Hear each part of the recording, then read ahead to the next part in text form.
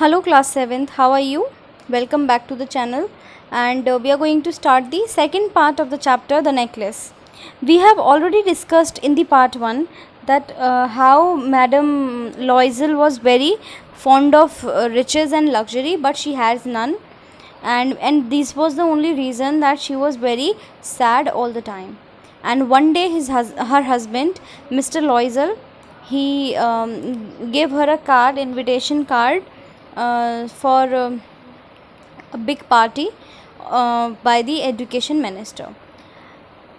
आगे हमने पढ़ा था कि she did not have any dress, उसके पास कोई भी ड्रेस नहीं थी, तो उसने उस अपने हस्बैंड से पैसे लिए और फिर एक नेकलेस जो था वो अपनी फ्रेंड से बोरो किया.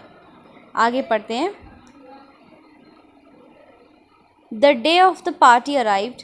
Madam लॉइजल was a success. Party का दिन आ गया और मैडम लॉइजल जो थी वो उस दिन सबकी नज़र उन्हीं पे ही थी. बहुत सुंदर वो उस दिन लग रही थी. She was the prettiest women present, smiling and above herself with happiness. सारी जितनी भी लेडीज़ वहाँ पर थी, सभी लेडीज़ में वो सबसे सुंदर लग रही थी, सबको देखकर मुस्कुरा रही थी और अपने आप को बहुत ऊंचा महसूस कर रही थी खुशी की वजह से. All women stared at her, inquired her name and asked to be introduced to her. सारी जो वहाँ पे women थी, जितनी भी ladies थी वहाँ पे, सब लोग उसका नाम पूछ रही थी उसके बाद, और वो चाह रही थी कि उन मैडम लॉइजल से उनका भी परिचय करवाया जाए. When it ended, sadly they walked up to their own apartment. जब पार्टी ख़त्म हुई तो बड़ी ही मतलब बहुत ज़्यादा उदास होकर वो वापस अपने अपार्टमेंट में लौटने लगे. उदास इसलिए थी क्योंकि मैडम लॉइजल को पता था कि वो सब सुंदरता, सारा रिचनेस, वो सब कुछ थोड़ी देर का ही था और अब उसे वापस अपने घर पे जाना है. तो शी वॉज़ एग्जॉस्टेड, वो बहुत ज़्यादा थक गए थे. When she looked at herself in the mirror, तो घर जाकर ड्रेस चेंज करने के पहले वो आखिरी बार उसने अपने आप को देखा उतने सुंदर रूप में. तो उसने अपने आप को मिरर में देखा और जैसे ही उसने अपने आप को मिरर में देखा, she gave a sudden cry. वो एकदम से चिल्ला पड़ी. क्यों? Because the necklace was no longer around her head. क्योंकि उसके गले में वो नेकलेस था ही नहीं जो उसने अपनी दोस्त से उधार लिया था. She told her husband who was shocked too. उसने अपने हस्बैंड को बताया, वो भी बहुत ज़्यादा शॉक्ड था. They searched everywhere, they could not find it anywhere. They try to think back as to what could have happened to the necklace. उन्होंने सब जगह ढूंढा, अपने उस रास्ते में ढूंढ कर आए, पार्टी में जहाँ गए थे वहाँ ढूंढ के आए, सब जगह ढूंढ लिया, लेकिन वो नेकलेस जो है वो उनको नहीं मिला. Madam Loisel asked, could you possibly go back and check? So Loisel walk the way back from where they came to look for the necklace. Madam Loisel ने अपने हस्बैंड से कहा कि तुम क्या जाकर देख सकते हो प्लीज़. तो जो मिस्टर लॉइजल थे वो वापस से उसी रास्ते पर गए और नेकलेस को ढूंढने लगे. He went to the police station hoping for the chance of getting it back, but all his efforts were futile. और वो पुलिस स्टेशन भी गया इस होप में कि शायद उसे वो वापस मिल जाएगा, लेकिन उसके सारे एफर्ट्स क्या थे, फ्यूटाइल हो गए, मतलब वेस्ट हो गए.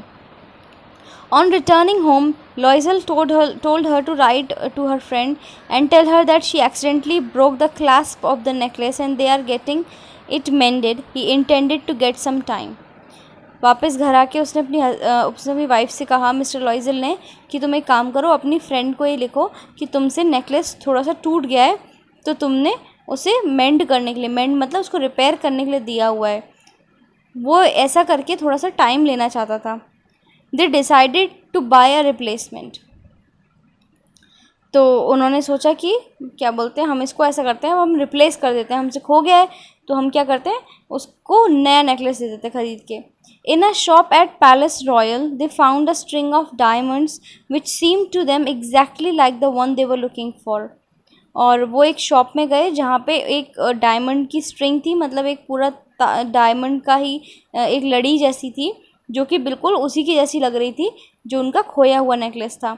इट वॉज वर्थ 40,000 फ्रैंक्स, और वो 40,000 फ्रैंक्स का था. They were allowed to have it for 36,000, और उनको वो 36,000 में मिल सकता था.